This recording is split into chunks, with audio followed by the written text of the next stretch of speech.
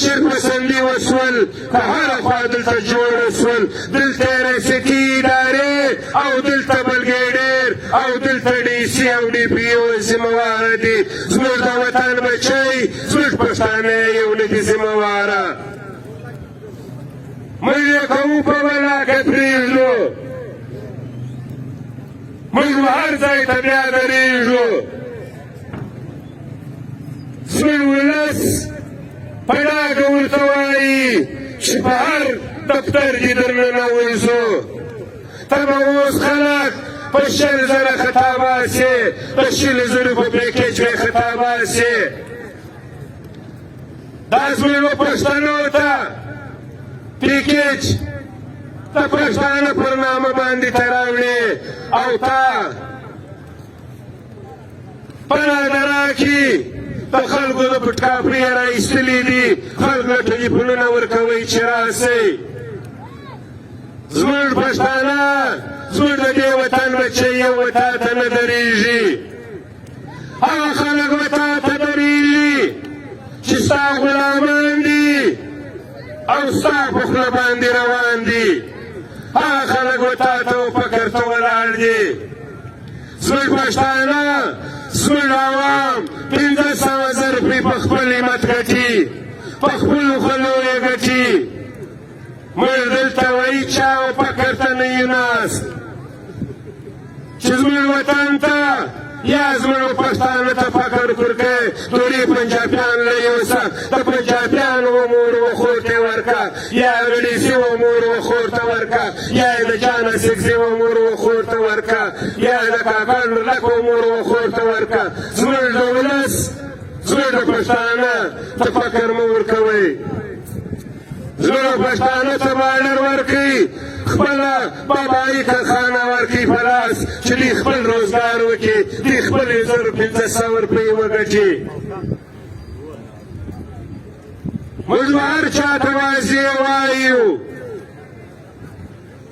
چې زموږ سره څوک پر دې اسټیټ ملګري کوي بیا که دې له غړي اعلان وکړي یا دې ولس اعلان وکړي موږ مشهوره یو موږ نه پسنګ یو موږ دې ولس نه پسنګ کړي یو چې موږ د کور شوکیزونه خرڅوو یا موږ د کور غالۍ خرڅوو یا د کور بسترې خرڅوو نو بیا به د سرکار او د دروازې او د کیلې او د ډیسي د ځای ټیبلان او چادران بیا خرڅوو په ولاکه بیا موږ د کور سامانونه خرڅ کړو بیا به موږ د دروازې چادران راوړو بیا به موږ په پاټه کې او د لې په چمن کې خرڅوو او بیا به موږ د کیلې سه کم سوپاسټان چې دي چې دوی د غفلت په خوب کې ناست دي او د ډیسي په دفتر کې دي بیا موږ دا په دې ښار کې خرڅوو بیا موږ په پاټه کې خرڅوو موږ هغه لارې ته څلور ورځې دا ولس دې ته پر دې روډ ناست دی په دې کې خو دونه انسانیت دونه شرافت نشته چې دا ولس ته خپل روزګار ورکړي بیا به موږ ستی پر سینو باندې پښې ږدو بیا به ستی پر کرنکو موږ څرېدلي ږدو بیا به ستی پر کرنکو موږ دا باډر نه روان یو بیا به ستی پر زړو موږ دا باډر نه روان یو مه زیروئ دا ولس مه زیروئ دا پښتانه مه ذلیله کوئ که یې مخ ته واړوئ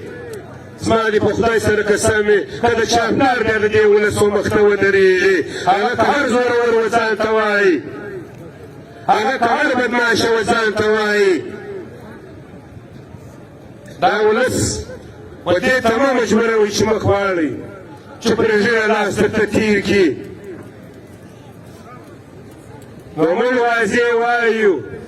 زموږ مشرانو ته چې ورسره کښېنئ مطالبې ورسره حل کړئ زموږ باډر خبره ورسره حل کړئ زموږ په سب او زموږ د پښتانو په ټولۍ کې د ایفسي منافقان د ادارو منافقان د ډیسي منافقان ننوتلي دي چې دوی اوس هم پاسپورټونه په کوټه کې جوړوي نالت پر دای سړي چې زما ورور یې که زما پلار یې که زما عزیز یې نالت یې پر دا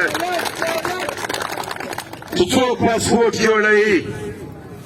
دا دوی په خپل دماغ په خپل ذهن نه جوړوي دا اپسي خطا باسي دا د اپسي ایجنټان دي دا د ادارو ایجنټان دي دا د ډي سي ایجنټان دي دا د پوځ ایجنټان دي چې دغه پاسپورټونه جوړوي موږ په نغتو ته وایو چې زموږ د ولس حواس